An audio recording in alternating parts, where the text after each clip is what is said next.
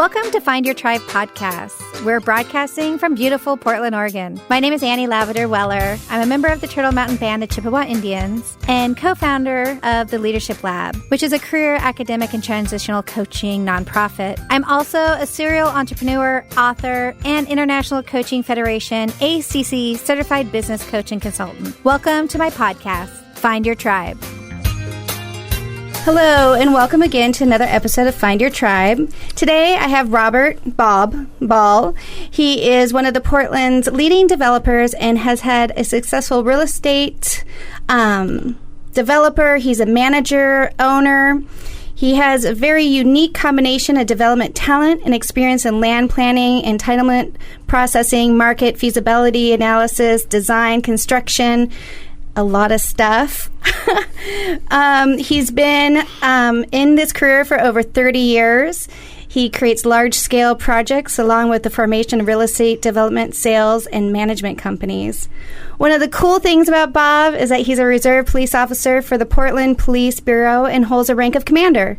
He was awarded the Police Medal for Exceptional Courage, 2 Distinguished Service Awards from the Oregon Peace Officers Association, and many other commendations and citations. Is that correct? Yeah. He served on the Portland's Charter Commission, several nonprofit boards, most recently the Portland Opera. He's also a chair member of the Criminal Justice Committee. In 2016, he was awarded the Paul Meyer Award by the Portland Police Association, which he was the first non-member to receive this honor. And in 2017, he received the Liberty and Hope Award by the League of Voters. Did I get it all? I think I got it all. I think so. I think so. Except that I'm a dad. That's the most important role. Yeah, you're a dad, which is awesome. I love the pictures. Because we're Facebook friends, yes. And so I've seen the whole evolution of babies. And baby. So one of the things I like to start off, what does Find Your Tribe mean to you? The first thing I think of when I hear that term is the term intersectionality. There's a woman named Kimberly Crenshaw who is a lawyer by training, and she really invented the term, and it really goes to the heart of the different parts of us and who we are. I'm a white male real estate developer, and fortunately have been able to, forge a life for myself where economically I'm in a good position. That's much different than an African American female lesbian. Part of my intersectionality is that I'm also gay. So when we think about all these parts that make all of us and put us together, we can sometimes find commonalities with each other. For example, even though I may be white and male and a police officer, being gay, I can understand, I think sometimes, while I can't put myself in the position of any of these people, I can understand the fear that some may feel in our community towards the police, because when I went into the organization in the mid-'90s, I was afraid. I was afraid of the history of the organization and what I might encounter. So, to me, Find Your Tribe is all of those things that make us who we are in the different parts of our lives. So, how did you become a police officer? You're from Oregon. Yes. Born in Oregon. So, tell us a little bit about. I got held up at gunpoint, and I was previously, when I was in Eugene, Oregon, I did a lot of work around AIDS prevention, and was I formed the board and opened a community center called the Empowerment Project. It's with a capital M, the Empowerment, and it can be looked up on Wikipedia. It was a very successful. We built a model that ended up getting replicated nationally. That was the first documented way in which we were able to reduce the transmission of HIV among young gay men. What year was that? I think probably 1990 to 1992, okay, if I had to guess, or very early 90s. And so I'd really done that work and it got burned out. Came to Portland. I saw a community policing office open a half a block from the apartment building that I had bought and I was living in and renovating. And I got an application.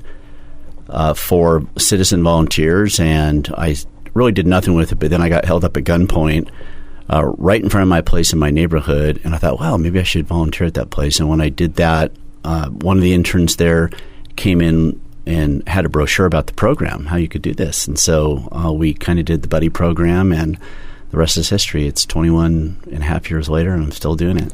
So awesome. But being a gay man, were you out? I'm guessing you were out at that time. Yes. And it was the early 90s, because I graduated high school in 1991. Yeah. So I understand, because I was part of, I think, the first person that I knew that had AIDS and passed away very quickly. It was 88, 87. I met Joe, and within 3 to 6 months, he was gone. Yeah. And so I was really involved with other organizations. But how did you make that transition? How it couldn't have been comfortable. The transition from being a civilian to being a police officer, and being gay, and just like it was definitely something I worried about. But I'm very comfortable in my own skin, and it's who I am. Military service was interesting to me because I had a stepfather in the military. My brother was, and actually got recruited to be a Marine fighter pilot and went through all this testing and was one of the 2 people selected. And the neat part about that is we got to go up in a fighter, and I was really drawn to do that. But at the end of the day, I realized I can't do this because I'm gay, and I don't want to live my life like that. So you never joined the military? I didn't. No. Okay. So part of that always hung with me. And the police bureau is somewhat of a paramilitary organization. There's an order and a structure and a ranking system and so forth. But I think that piece of me that was always there, along with really just wanting to serve the community in a different way than I had been doing HIV work, something completely different.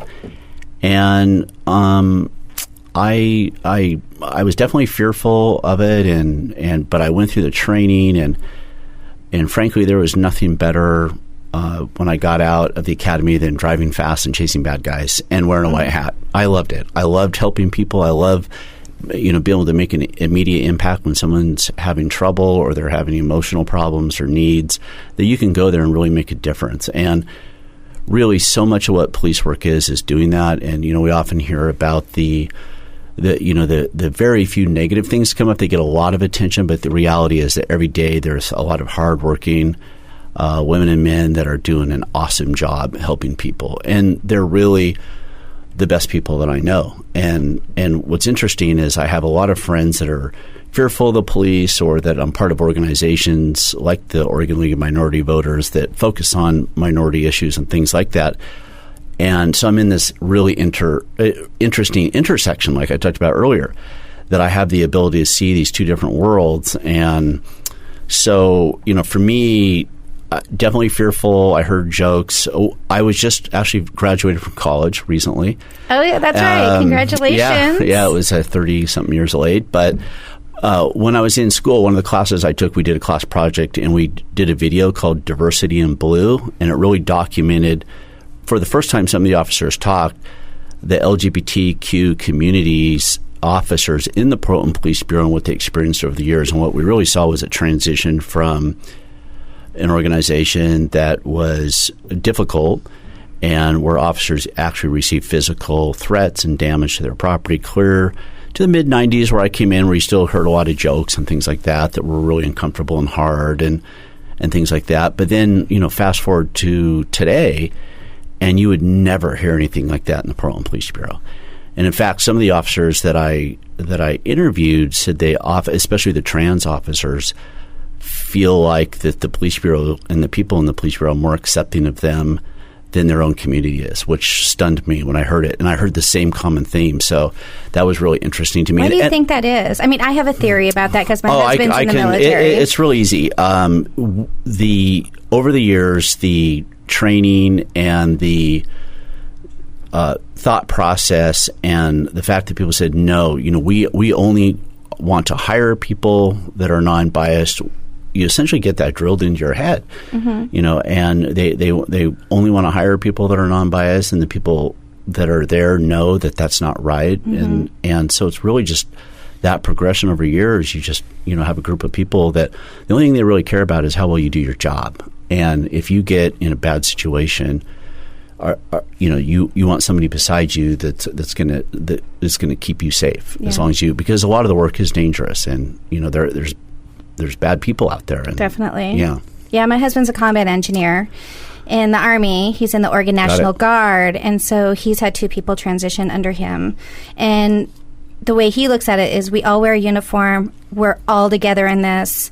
Somebody does something to mess up, we're all going down together, or we're going to all survive together. And when you put that uniform on, or even when it's off, we're all a fammy. Yeah, I think is that the same type of feeling? Yeah, I mean, I think so. I think the common thread is that we're 99% of the people there to really help people, and it's a calling, and they really want to do good. And obviously, there's a lot of negative news sometimes, or you're put in real uncomfortable positions. Like, you may oftentimes agree with the protesters that you're out there, doing your job because you were ordered to by City Hall or the politicians, and most the public doesn't realize the police are only there because they're being told to and told what to do.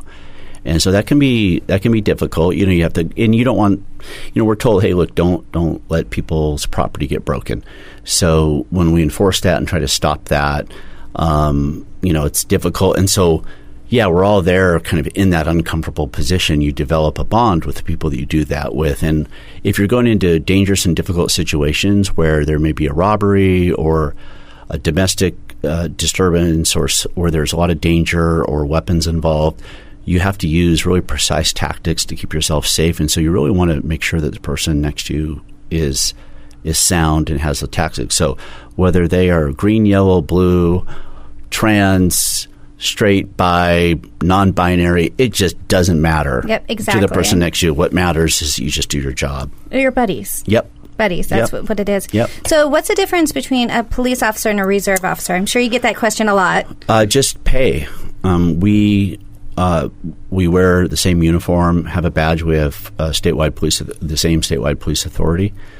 The paid officers do get districts. They get assigned districts, and they do that. We're really there to help them and to help them, to if they need an extra hand or do whatever they do. But what's nice about being a reserve officer is you can actually go out and be self-initiated. So if you feel you want to go out and work a particular area that the city's having a difficult time with, they'll often give us a list of things where there's problem areas that we can go out and address those, which is it's kind of neat to be able to do. So you do a lot more community involvement, community policing, because I know that's really big in a lot of other cities and our cities. Like when I go visit New York or I go visit even Seattle, there's a lot more community policing where there's police officers walking the beat, they're talking, they know the old lady down the street, they know the new family down the street, which makes me sad that we don't have that. Well, I can tell you that really since Charles Moose left the Portland Police Bureau, there's been a steady decline of community policing. And we really were one of, if not the first major, with Tom Potter. It was really a big thing. Chief Moose did a good job. He's doing it. However, that actually started to reverse itself with our current chief and the current team that's up in the chief's office. They've actually done a pretty good job starting that. The assistant chief of operations, Chris Uehara, he's a Japanese-American assistant chief. He is amazing. He gets it. He really wants to be out in the community, and so he's in charge of all the uniform officers in the city, and he is really about getting out into the different communities, and that's where this current chief's office has been going. The mayor's doing a national search right now, and they may replace the chief, but I'm hopeful that whatever happens, that they keep the people in place that will continue the reversal that we've had. Mm-hmm. So it's been one of the things that's really been striking to me and a disappointment in many ways, because we were so good at that and it permeated every part of the Portland Police Bureau. But it's definitely not part of the lexicon as much, and a lot of that has to do with resources. We have a lot fewer officers than most other cities, comparable cities in our size. The last survey that I saw, they always say you really should have 2 per 1,000 to have the right number of police officers. And so if we have 900 in I think we have 910 roughly for 680,000 That's not enough citizens. at all. Yeah, it's tough. It's tough to be able to have the resources to go out and stay safe with the minimum numbers you need if you go on a critical incident. To be out and doing those walking beats and things. So it's definitely a tough one. But we have seen and been part of a national reduction in crime here in Portland. And because of that, it makes it easier to just not have those resources. But you do worry about what happens if things start reversing, the economy really gets bad over a period of time, and we start increasing crime again. It could be difficult. Well, it's interesting because I don't have a fear of police. I'm a minority. I'm Native American. I grew up very, very poor. Police were called a lot. There was drugs, domestic violence, DV, you name it, in my household growing up. I was in and out of the house, CPS. I was finally removed out of the house when I was 11 years old. And so I never had a fear of the police. I knew that they were there to help me, and I knew that they were the good guys. Not that my parents were the bad guys, but I knew that they needed help. And I think that had a lot to do with growing up in Portland during the 80s, because I would be shuffled back and forth from, Washington and to Portland, and you would see police officers walking, and they see, a young girl, walking, and they would stop and talk to you and so forth. And I just miss that because I do live in the city, and I live 24th and Gleason. So it'd be awesome if I saw police officers in my neighborhood when something wasn't bad happening. Right. And I agree. I wish we had more of that. That's as you know, I lost that fight, but that's why I struggled and fought so hard for 7 years. We at least kept the amount of patrol, the police officers and the horses, because the amount of public interaction. The horses, I can't believe, I am so pissed off. And by the way, you can cuss on this as much as you want. I am so, because I grew up in a horse ranch. And seeing the horses in the parades or just out downtown because I work downtown, it just makes your day and it's so much. And it's not even that. It's like when you see them, and the last time I saw them, their last patrol shift, they met me up at 21st and Northwest Lovejoy, and just in that one meeting, I had a new person at my office was with me, and he goes, "Oh my goodness, you see all the people coming up to the police officers on the horses. Why did they get rid of them?" So yes, exactly it. So I felt really do. They were the ambassadors. And it just makes it a friendly way for people to be able to come up and talk to the police. So that was really sad. But no, I agree. Also, it was a sense of pride in terms of trusting the police and feeling going back to you growing up. I think that. One of the biggest factors you can do to have a community trust the police is to have a diverse police force. And when members of a community see other members of their community in the police force, that actually helps them build trust, and it helps build communication. So we need to continue to do that, and do that on a regular basis, and continue to have dialogues with all of the different communities and, quote, tribes, if you will, because, we have a Vietnamese community in Portland, and African American, Hispanic. There's Eastern European. Yes. We have a wide variety of communities, and so we really need to have members of those communities part of our police force. And I think that will go a long way and continue to go a long way towards building trust. I know for me personally, being a member of the LGBTQ community, it's made me feel like I could be a better police officer because I understood what it was like to fear in certain circumstances. So if I was out on the street and I was talking to somebody that was fearful, I could relate to that, and I could disarm them. We all have our own experiences that we bring to these things, and so the more diverse our police force is, the more experiences that we have to bring to policing. So I think that would go a long way to build that trust. What do you think that fear is stemmed from? Well, I think obviously there's been a lot of institutional racism in our country. I remember going back and looking at all of our presidents and a short bio of what all of the presidents of the United States did. It was astonishing that throughout our history, the presidents were either dealing with something having to do with the slave trade and or land, the acquisition of land were sort of their major things that they were dealing with, and then the rise of the Industrial Revolution, and now we have computers and technology. But But slavery and race relations have been a huge part of our history, and obviously there were inequities in that that are still, with us, and that stuff doesn't change overnight. My hope is, though, that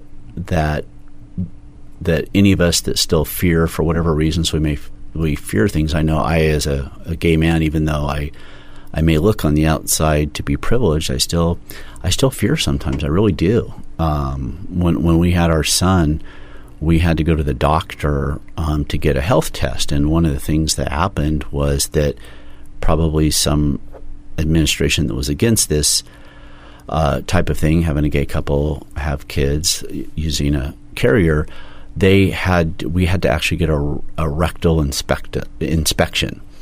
It was part of our health thing. For the baby? Yes, that we had to get, which was the most ridiculous thing in the world, and our doctor was incensed about it. So, there are things that still, even as doesn't matter what kind of money privilege you have, you just, terrify you. Having a kid's one of them for sure. Yeah. But, I think that we, the more we just continue to, my point was going to be, I think that what we all need to do at some point is face those fears. And I know one of the things that happened recently was in the police bureau, right before the Pride Parade, there were the Pride Committee came and said that, hey, we have some members of our community are afraid of the police, and we want to ask the police to not come. And I just thought that was wrong. And or not wear their uniforms. Yeah, well, at first it was not come, and then they changed it to not wear. Well, yeah. Which when they said we'd like you not there in uniform, that's essentially not come. And then I talked to them. They actually modified their request and said, look, you're welcome, but we'd like you to not be in uniform. But if you do, you won't be turned away.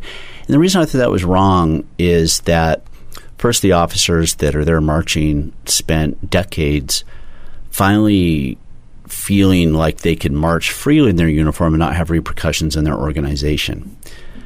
Second, I've had nothing when I've marched in those parades, and I started, the first one was 1996, and I was the only gay male officer marching in that parade.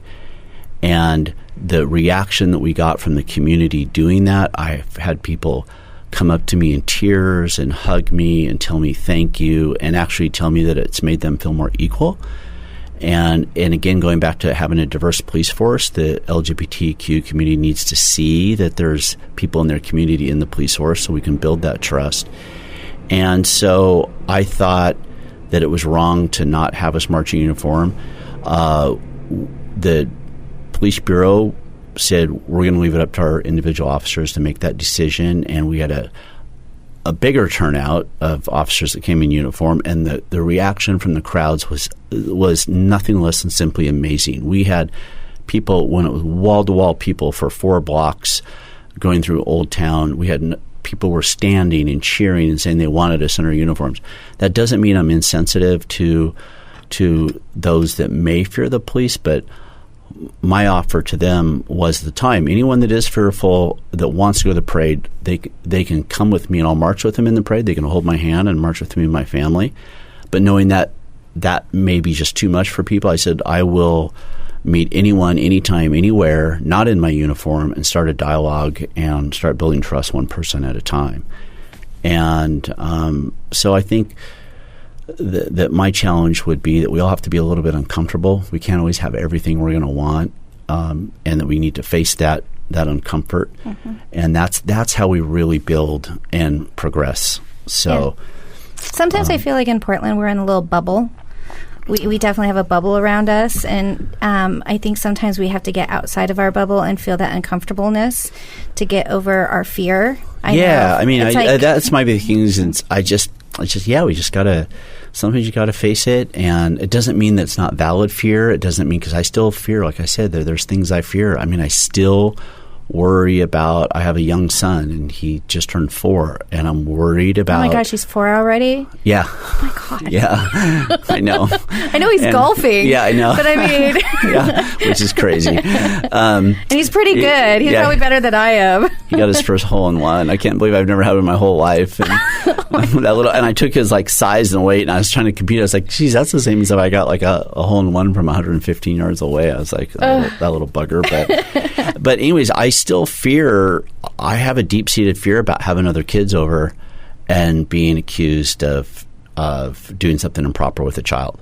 I just have this fear. I'm really worried about it. So, my partner Grant and I have talked about maybe putting cameras up in our house just to, isn't that crazy? You fear that. But we do. There's old stereotypes out there and we're afraid that if, one of Parker's friends comes over and, we just have this fear of being accused, because of these old stereotypes. So we all have those. And so the way to face it is just swallow and have the kids over and don't worry about, Yeah. But it's still in the back of your mind. It is. Which is horrible that we have those fears. Yeah. But you can't let that change your life. Yeah, you can't let it not go to a parade. You can't let it. You have to forge forward, as uncomfortable as it may be sometimes. And usually what I found is when you get to the other side of the fence, when you do face that fear and you go, it ends up being so much easier and better, and you feel better as a person because you're able to overcome challenges. Mm-hmm. So, well, one of the things before I forget, I wrote this down is, I'm really curious about your opinion. So a friend of my husband's and myself, he is commander for Homeland Security here in Portland. And I have not been able to talk to him about this because he's so busy. But the last time we had the protests, and there was supposedly these militia guys helping out Homeland Security, I believe it was, handcuff some of the, what are they called, the anti-FAFA, whatever. Oh, yeah. What's your opinion on? I was just like, I don't know. I didn't believe it. Well, I don't know anything about. I actually haven't heard that personally myself, so I don't know. My general view is, I don't like the idea of any kind of militia or people that haven't been properly trained and educated kind of getting involved in that kind of stuff. It gives me a bad feeling. I don't know if that happened or not. This is the first time I've heard about it. Okay. But I can tell you what I generally feel about it is that makes me a little uneasy. I worry about a little bit of a mob mentality when you have people just, starting to come in. I think it would make me a little bit nervous. Yeah. I saw the pictures and I didn't know if it was just the angle was weird or what. And then I started reading some stories and supposedly they had made some sort of deals like if you see something, let us know. And I'm just like, it was kind of putting one side against each other. And I think that's when things can get really start rubbing the wrong way, where that black line gets really blurred really quickly. And I was just really surprised. And from my understanding, it was a couple of the Homeland Security personnel needed help handcuffing somebody or something. Well, there have been times, police officers actually have asked for help. I mean, there is definitely times where you're in a situation where there's officers that have been getting beat up and citizens jump in to help them. There are times if you're at a bad accident or something, you may need somebody's help and you ask them for help. And I could definitely see that happening. I'm not really sure about this handcuffing or if they're part of some militia or whatever. It was just really weird. That gives me a bad idea. But if there was any officer, any person in trouble or really felt they needed to help and they reached out to citizens to help them, I'd hope that citizens would step up and help. Yeah. Bad car accident. They need help dragging somebody out of a car or whatever the situation may be. I think that's what we all have to pull into this together. Yeah. I think we all look at police officers when they're in the uniform like they're Superman and Superwoman. Like you guys are invincible. I look at my husband and his soldiers and his commanders in the exact same way. When you see that, you just feel like nothing's ever going to happen to them ever. Yeah, and they need your help as much. Yeah, it really is true. I mean, the uniform is just clothing, and it's the police forces are made up of the human race and the different types of human race, and that means that they're going to have failures and successes, and they're going to make mistakes, and they're going to improve. And so all of those things are part of that because we hire from the human race. So, but, wearing the uniform, it's different because you just feel like you. And I distinctly remember the first time that I went out on a call, and I was in a neighborhood that was predominantly a minority at the time, and somebody looked at me and called me a racist, and I just was, I was so shocked by that, and I was so hurt by that, because you don't you're wearing just a different set of clothes, but you just feel like you're you, and to have somebody look at you in the eyes and say that to you was really hard for me, and that's when you really realize that, because you're wearing a particular type of clothing, people perceive you to be a different way. And then I thought about it, and I thought, we have to be sure that we also don't prejudge people because they may wear a particular uniform, or a type of clothing. That's exactly what we're trying to get away from. We're not trying to hold a particular feeling towards anybody, or they are a certain way because of the way they look or what they wear. So if you think about that, if you do that with a police officer, that can be a grave mistake. That's what we all want to get away from, is not judge based on the clothing we wear or our skin color or anything else. Just do you feel like sometimes it's hard for you to transition once you have the uniform on, you take it off, or are you always on? I feel like me whenever I'm. You're not always like looking around, seeing if there's a bad guy, or if you can help somebody. No. And the other thing, the one thing is, when you do put the uniform on, people treat you differently. You go into a coffee place, everybody looks at you. A lot of people come up to you and just vent, which is fine. They just have something they want to say, and there may be something that's bothering them, and they want to say it. You often get asked a lot. I would say most of what police work is information referral practically. Other than if you're going to a call, people are coming up to you and asking you for something, asking you for directions, asking you how they can get a hold of somebody, asking you where something is. And so, we have that makes me laugh. I'm sorry, because I pulled up alongside of a police officer and the windows were down, and I asked him if it was okay for me to take a left from a one-way to another one-way. Right. That's very common. I'm sorry, but I started laughing because I was just like, can I park here? Can I not? And I said, well, let me go look at it. Let me read the sign with you. Let me see what it says. But yeah, a lot of it is that. But he thanked me for asking. Yeah. That happens a lot. Do I have to stop and wait for the green light? you see the movies and TV, and if you're on a shift and you get this one maybe call that might be considered a quote a hot call, they're not as common as you think, and it all happens very quickly, and there's a lot of paperwork that goes with it for a lot of hours generally that go with it. So it's not what it looks like in the movies or television, for sure. Yeah, I got really involved with our neighborhood because we were having somebody had rented out a space across from us in the old building that used to be a car dealership, and now it's all restaurants and so forth. Yeah. Well, somebody was having raves. And they would start them when the bars closed. And it went on for over a year, but we worked with the police and noise control. I know a lot about the city of Portland. Yeah, that's how you learn. Who to call. We had a community meeting that I led, and that's exactly how it works. They knew my voice, I think, when I would call, like, hey, it's me again. I know it's 5:00 in the morning. Did it get solved? That's the question. It just got solved. That's good. And we've living there for 3 years. Well, and it took about 2 years. I know in my experience, it's been good because I'm a real estate developer in the city of Portland as well. So I have to interact with all of those bureaus too. So you have the Water Bureau, and you have Bureau of Environmental Services and Development Services, and then I work in the Police Bureau. If you start thinking about it, so I've ended up learning a lot, and actually those things have ended up helping me. But a lot of times the police are powerless in many ways to do something about something because they generally can only act if it's a criminal issue, not a civil dispute. And a lot of people don't understand that when they said, hey, I bought this from him, but it's bad, and I want to, he needs to give me my money back. That's just something a police officer can't do. Well, they couldn't stop it because it was zoned industrial, and what was the other reasons? They weren't doing anything criminally neglectful. Right. Right. Except when Annie walks in, because I'm a citizen, and I just walk into their property and I saw them doing drugs. Right. Oh. Yeah, so that was one thing that we got them.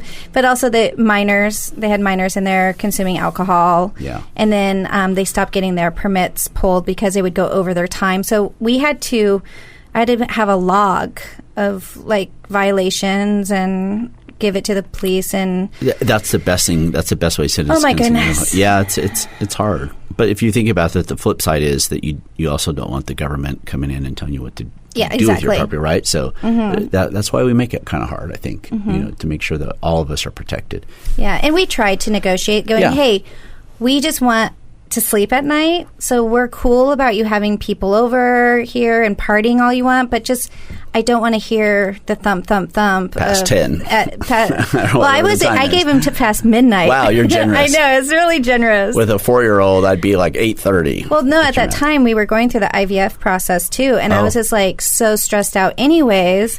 And I mean, it didn't end up working for us, but I was just like, dude, you don't know what I'm crazy. I'm on all these hormones and taking shots and stuff. So, and I have a baseball bat. That would not be how you want to deal with it. Call the police. No, I was like, I could just see Annie in her like fuzzy bunny slippers running across running across Gleason with a baseball bat. I mean, it was getting to that point. But anyways, this has been part 1 of my interview with Robert Ball. We'll have part 2 up next week. Thanks for listening, and don't forget to review and subscribe.